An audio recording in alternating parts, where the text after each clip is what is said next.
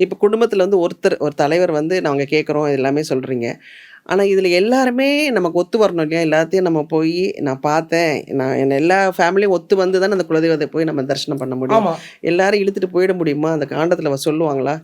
ஏன்னா இப்ப ஒரு குலதெய்வத்தை தெரிஞ்சா குடும்பத்துல உள்ளவங்க எல்லாரும் வருவாங்க. ம். சொல்லக்கூடிய விஷயங்கள பார்த்து நெறைய பேர் அவங்களே ஆச்சரியப்பட்டுருக்காங்க. ம். இப்ப நம்ம ஒரு கடவுள சொல்லுவோம். இத நான் கனவுல நான் பார்த்துருக்கேன். அது எனக்கு அடிக்கடி வரும். ம். இந்த தெய்வம். ஆனா அது குலதெய்வங்கிறது எனக்கு தெரியல. நீங்க சொன்னதுக்கு அப்புறம் தான் எனக்கு அது உணர்றேன் அப்படின்னு சொல்லியிருக்காங்க. அது பெரிய மாற்றம் தான். ஆமா. உண்மையிலேயே வருஷத்துக்கு ஒரு வாட்டி இல்ல, மாசத்துக்கு ஒரு முறையாவது போய் குலதெய்வத்த குலதெய்வத்த வணங்கணும். நாங்க அனுபவத்திலே பார்த்துருக்கோங்க. ஆஹா. இந்த குலதெய்வ பேரை சொன்ன உடனேயே, ம். இத நான் கனவுல அடிக்கடி பார்த்துருக்கேன். எனக்கு இந்த கனவுல இந்த தெய்வம் வரும். ஆனா அது என் குலதெய்வங்கிறது எனக்கு தெரியல. ம். நீங்க சொல்லும் பொழுது தான் அத நான் உணர்றேன்னு சொல்லி நாங்க அனுபவத்துல பார்த்துருக்கோங்க. இப்ப உண்மையிலேயே வந்து எல்லாத்துக்குமே ஒரு தீர்வு இருக்குது. கண்டிப்பா. அதுவும் நாடிய பார்த்தா பெரிய தீர்வு இருக்கு. ஆமாங்க. உண்மையிலேயே. உண்மைங்க. உண்மை.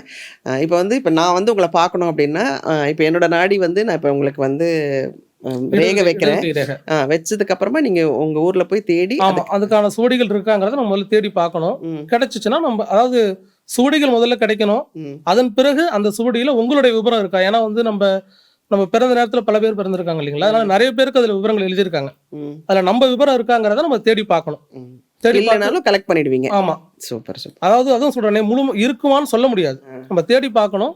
கிடைச்சுச்சுன்னா நம்ம தெரிஞ்சுக்கலாம். அது வந்து எதிர்காலத்தை பத்தி. இப்ப சப்போஸ் வெளிநாட்டுல இருந்து வராங்க, அவங்களுக்கும் கிடைக்குமா? இந்த நாடு யுத்தத்துக்கு வந்து மதம், அதாவது வந்து வெளிநாட்டுக்காரங்க அப்படிங்கறதெல்லாம் இல்லைங்க. ம். நமக்கு கிடைக்கணுங்கிற அந்த பிராப்தம் இருந்தா அது எந்த நாட்டுக்காரங்களா இருந்தாலும் அது கிடைக்கும்.